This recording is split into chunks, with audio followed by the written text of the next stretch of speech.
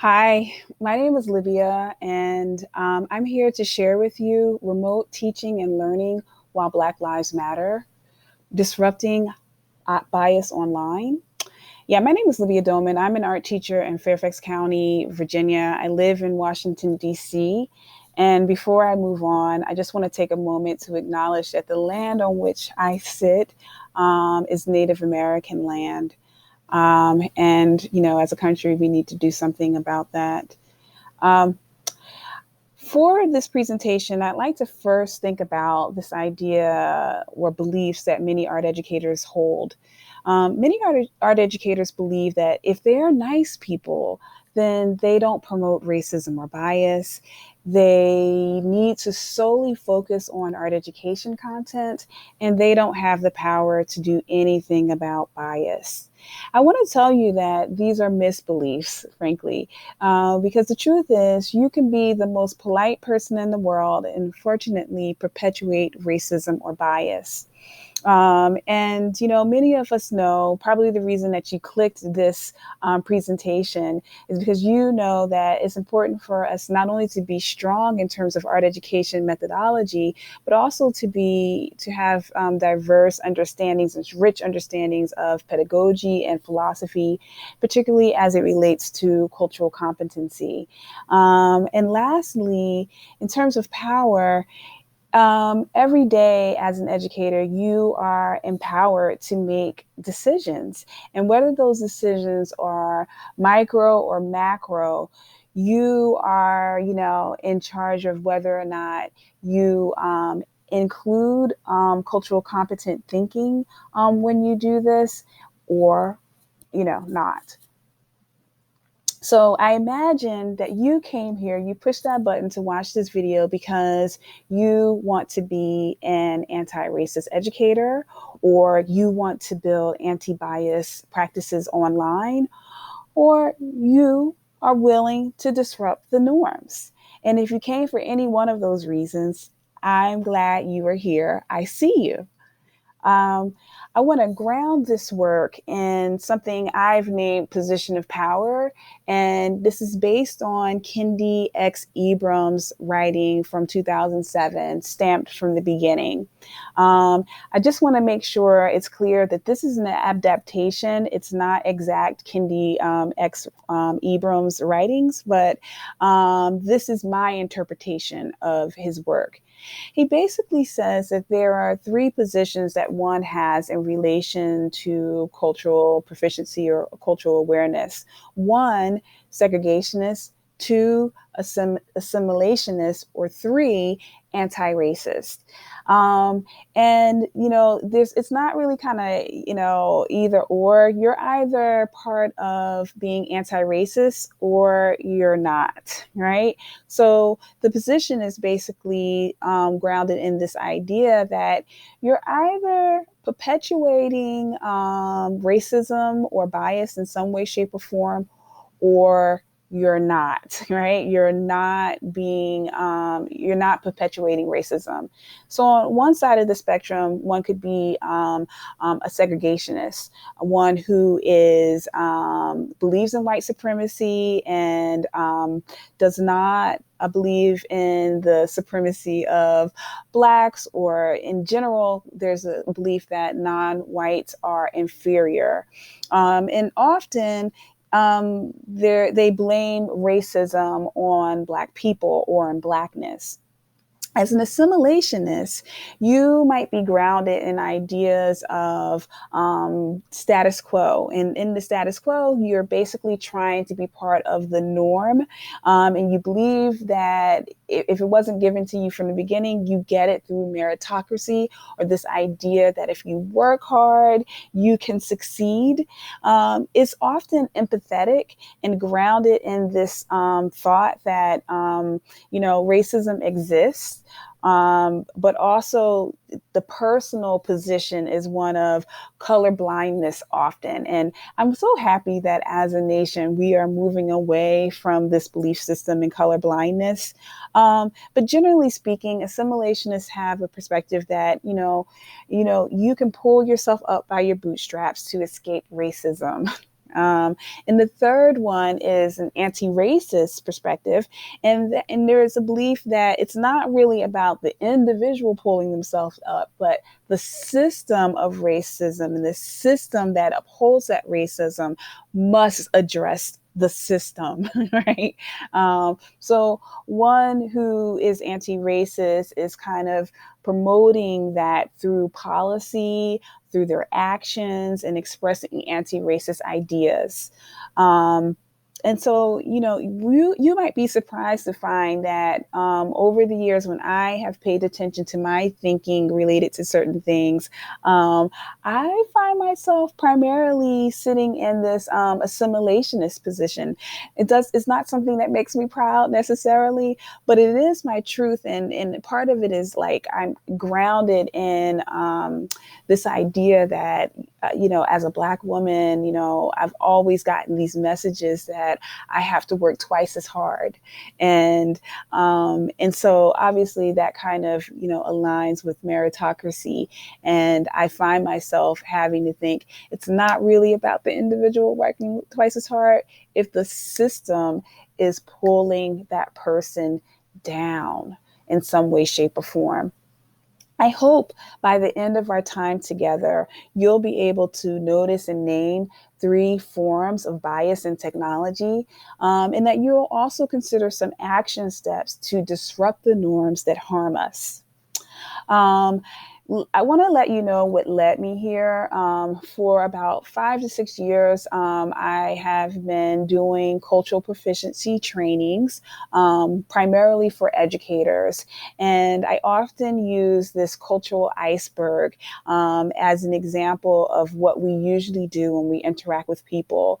We spend our time looking at those things that we can see, which is only about 10% of the person. We can see things like age and clothes and gender, language, behaviors, physical characteristics. Those are the things that lie above the surface. We know that an iceberg is basically this huge ice mountain where most of what this iceberg is made of is actually below the surface. And so what I try to do in my sessions is actually get below the surface. And what we're going to do that through the lens of technology today.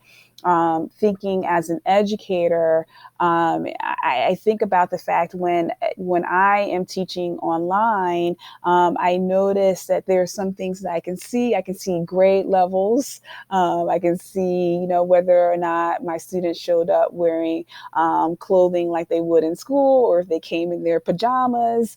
I can obviously, in terms of a binary, girl or boy, but not much in between. I can hear the language that they speak if they choose to turn on their microphone. I can see certain behaviors and physical characteristics. Interestingly enough, I can see if they come and they're eating a snack while we're working. But there's a lot of things I don't know. Some of the things that lie below the surface is, do they have to share this technology?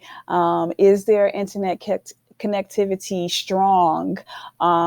Some of the things that I can't see is, I might not know whether or not, why they are choosing to turn on their microphone or not, or their camera or not. I don't know very much about what their families often believe about my being able to show up in their homes in this way. I don't know what level of family support they have. I don't know what level of technology the family is comfortable with. I don't know their assumptions. There's just a lot of things that are just not visible to me when I think about working remotely with my students and participants. So, let's start the work. Generally speaking, when we're talking about being culturally competent, we're talking about equity work. We call it equity work. So I thought I might create this acronym for work: white by default, online blackface, reveal what's under the hood, and knock it out. So let's start here with white by default. And I just want to introduce something that I think most of us art educators have probably heard of this or seen it even. The Shirley card. The Shirley card is basically this card that was used to determine the coloring and the lighting for film and different chemicals that were used for the film, and they basically set as default Shirley, who was generally a white appearing woman, and that meant that everything, the whole setting, was created for Shirley. And that meant that someone like me, who has a Black woman with dark skin, often the film like really didn't pick up on me very well. And, you know, you really would kind of have to know your camera settings very well, or set up lighting, like I have lighting set up right now, in order for you to really see me. Um, Another example of white by default would be like in Google Photos. I thought it was really cool when Google Photos started recognizing images and placing them in categories. One unfortunate effect was that, Google Photos, the algorithm that was set up, it wasn't advanced enough to recognize that Black faces were not like gorillas or other like kind of demeaning things. And I actually saw this within my own account, how, dark skinned faces would be considered, animals or gorillas. And that was, like, whoa, what is that about? The next one, this you might remember this one, Google Arts and Culture, the app or software, was basically a lookalike program where you would basically allow the app to take your picture, and then it would kind of search the digital archives of different museums and various institutions, and they would basically try and find a work of art that looked like you. And this was a lot of fun for a lot of us. But for some of us, it wasn't so fun, because what would basically happen is there were very, very limited images that, responded to, your race or your, gender, or like place you in a contemporary time. One of the things that I heard people who were like Latinx or possibly Asian in some way, shape, or form, they often could not find images in all of these archives that represented them or looked like them. One of the things that one of my friends who is Korean American, she would often get like images of geisha. And, obviously, a geisha is not, it's actually Japanese. But also, there was almost no contemporary images that, she could find based on her photograph. For me, when this came out, I had my hair cut really short. And so I would always get these pictures of little Black boys, which I didn't mind so much. It was kind of, funny to me. But, it really kind of shows that the way that the algorithms were set up by the programmers, it was very limited, and also kind of reflected that these institutions have very limited images of people of color, particularly contemporary. The last one that I want to show you in terms of white by default is something that happened when iPhone put out their newest phone in 2017. And this picture is based in China. This people started they use facial recognition, to unlock their phones, which has been hit or miss for me on my Android phone.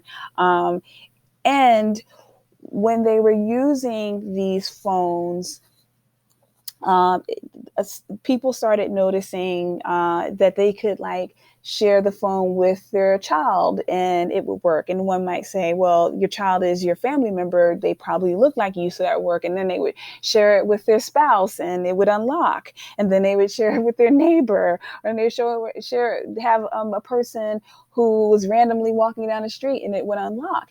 And what it shows is that the way that it was programmed, basically, it wasn't nuanced enough to pick up on the nuances of the face. In fact, it was set up to notice the differences of white faces, but not Asian faces. And then this kind of happened around the world as a problem.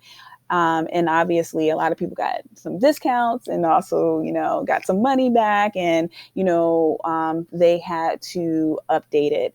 One of the things, this might seem random to you, but it's not very random to me. When I go into a restroom as a germaphobe, when it has those like sensor faucets, I'm really happy that I don't have to touch the faucet. But the problem is sometimes it doesn't work for me because, my hand is not only highly pigmented on the back, but it's also highly pigmented on the front. And sometimes the sensor doesn't pick up on my skin because it's so dark.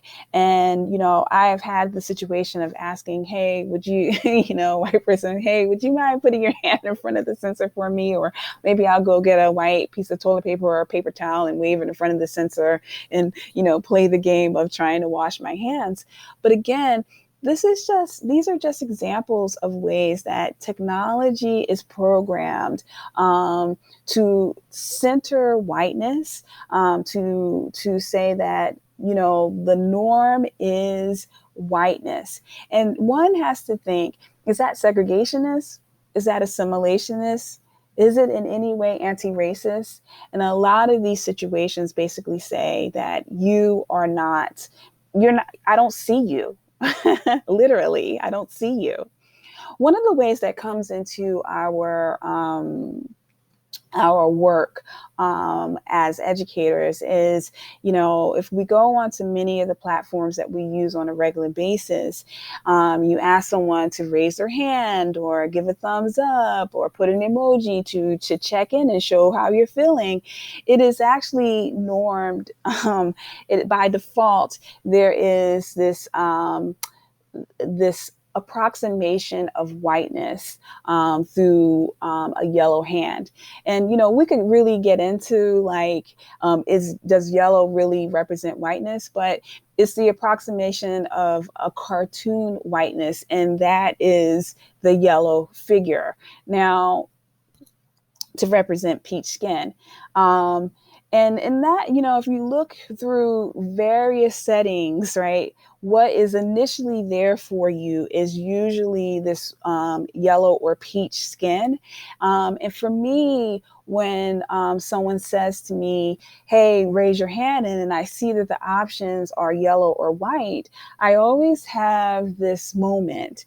And this moment is like, well, it's kind of like an intellectual and emotional labor moment where I kind of think, well, am I just going to go ahead and use, the white hand to represent my thinking? And on the intellectual side, can I figure out how to change the settings so that I can then feel like I'm represented visually? And, in some cases, you can't change the settings. For instance, in Zoom, you can, but the platform that I use for teaching my elementary students in Blackboard, you cannot change those settings as far as I know, to show the reactions. I really like that on my Android phone, I can hover over something and I can then see various ones and I can choose from there. But it's really important to know that I still have to do that labor of figuring out how I get to true representation of myself and my skin color, because so much is set up to be white by default. The next piece is online blackface. And I want to say right now that most people refer to this as digital blackface, but hey, I had a acronym WORK, and I wasn't going to go with WORK, so I had to change digital to online in order for my acronym to work. But digital blackface is basically the act of producing or sharing images that are basically approximations of Black people.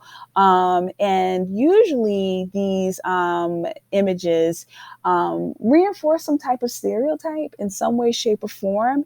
And it becomes a shorthand for Black people in terms of that stereotype. So it's kind of like they're loud, they say exactly what they think, they um, are braggy. They are, any number of things. I can't even think of negative things because I tend to think of Black people in wonderful ways. So I can't think of all the stereotypes in this moment. But you know that once you start to see this, you'll recognize that digital blackface is pretty commonly used on social media in the form of memes. Here's one in the art room looking for the weekend, and sometimes it's not a Black person using this. It can be a person who is not Black. And the idea is that, you are employing a, a Black image, i.e., a Black body, to express something for you. You're employing a Black person as technology to do the emotional labor for yourself. Now, I could, to express emotions that you are not going to use your own image to express those emotions. And I could go a lot further into this, but we don't really have a lot of time. Here are some very popular ones, and it's easy to say, like, what is the problem with this? If I look down in the bottom half, if I look down below, I see Oprah and I see another woman. In a lot of ways, they really are kind of reinforcing, with these wide open mouths, this idea of the loud Black woman. On one hand, one looks very upset. The other one looks like, really excited. You can't stop her from talking. And one has to realize that these are ideas that are reinforced and reinforced and reinforced. And no one asks us if we want to be used in this way. A lot of times I see this being used online, and sometimes it becomes this performative allyship, meaning that ultimately it's not really having any impact on the policies that will uplift people of color, Black people in particular. It can appear caring, but it's often can be self-serving because it garners you a lot of likes or follows on social media. It can also garner you a certain amount, a layer of protection, because maybe you won't be perceived as biased. But it's my opinion that you can watch and see, is this fleeting? Meaning, do you just go back to life as usual? Or, often is it ill-informed in some way, shape, or form? Because, basically it's offensive or can be seen as offensive to some. At the bottom of the screen, I placed in an image by the artist, the Antoinette Thomas. She is an artist who does these illustrations on my fave, Instagram. And in this picture, we kind of see this white or white appearing person who seems to be doing all of this text messaging and with emojis, and all of the emojis happen to be way darker in skin than she is. And the Black or brown person who is responding is saying, wait, who's this? Basically, I bring this to your attention because, I actually had a conversation with one of my girlfriends, and she was saying she's white, and she was saying that she was, texting people.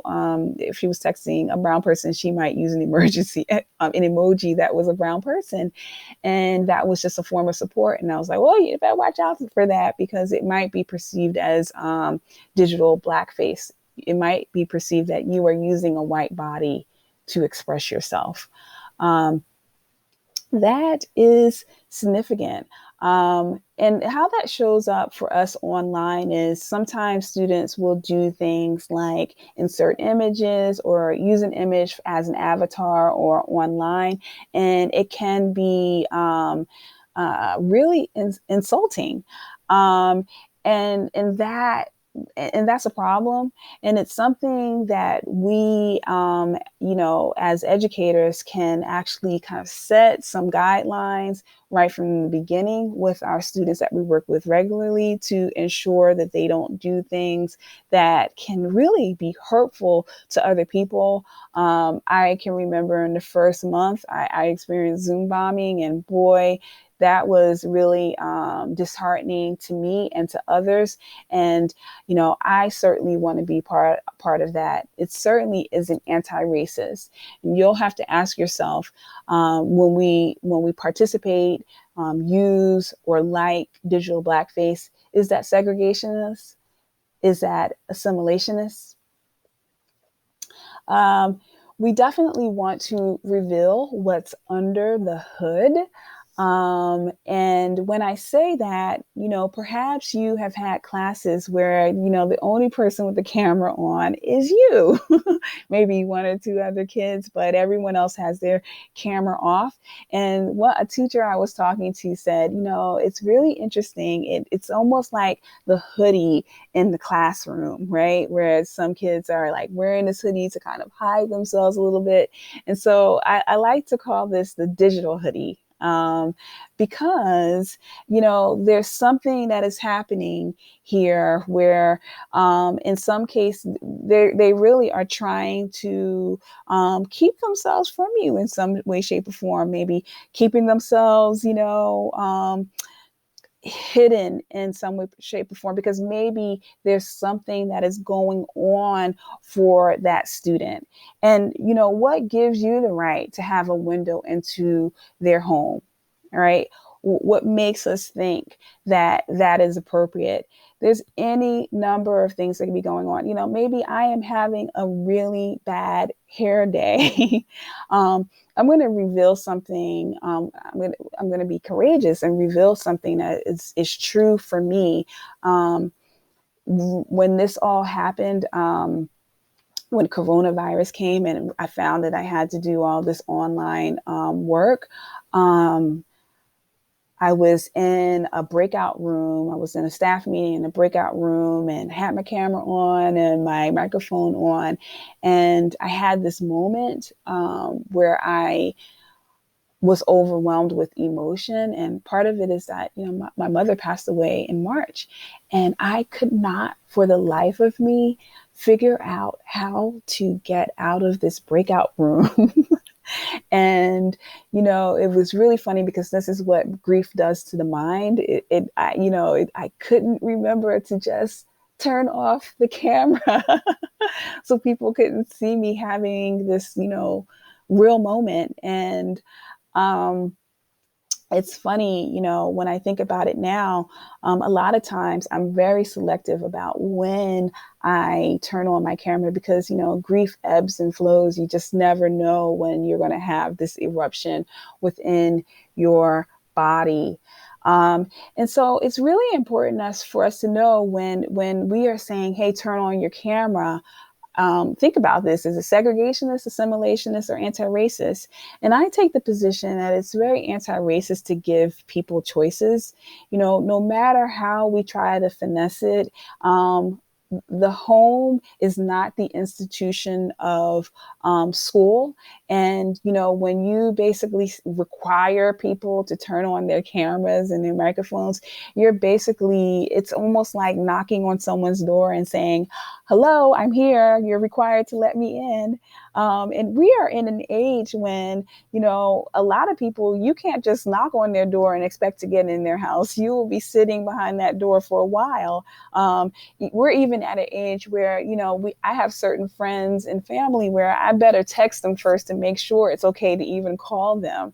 So it's really important that we know that we don't have the right to insert ourselves in students' homes. And to a certain extent, we have to make sure and check in and make sure that kids are okay or adults are okay with us being in their space. And we have to suspend the thinking that we get to decide whether or not we show up in people's living rooms, bedrooms, kitchens.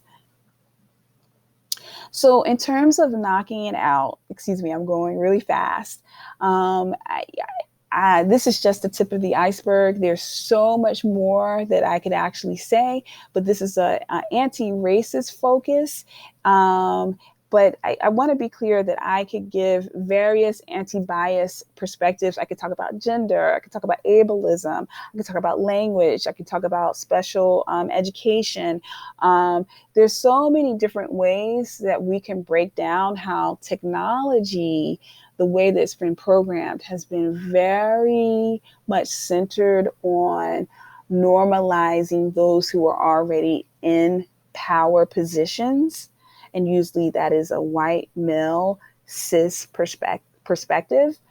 Um, but the way that we can decide to knock it out is to develop an awareness. And once we have that awareness, if we have the ability to explicitly teach our students or participants to disrupt it, let's do it.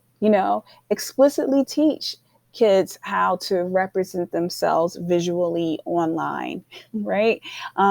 We can talk to kids about the consequences and the potential harm to others when we engage in using the bodies of other people to express our own thinking or feelings. And we as educators can really choose to be very conscious about how we show up in people's homes or not. Um, I want to be clear about this. This is not a one or and done type situation. We can definitely continue the work. I want to let you know that I have created a course online that is called Digital Bias Online. I have 3 modules there. And if you are interested in continuing the work, feel free to go to my website, www.disruptingnorms.com, and see if this is work that you actually are interested in continuing with me. I want to thank you so much for choosing to watch this video, Remote Teaching and Learning While Black Lives Matters. And I hope that you continue to disrupt norms. Have a great one.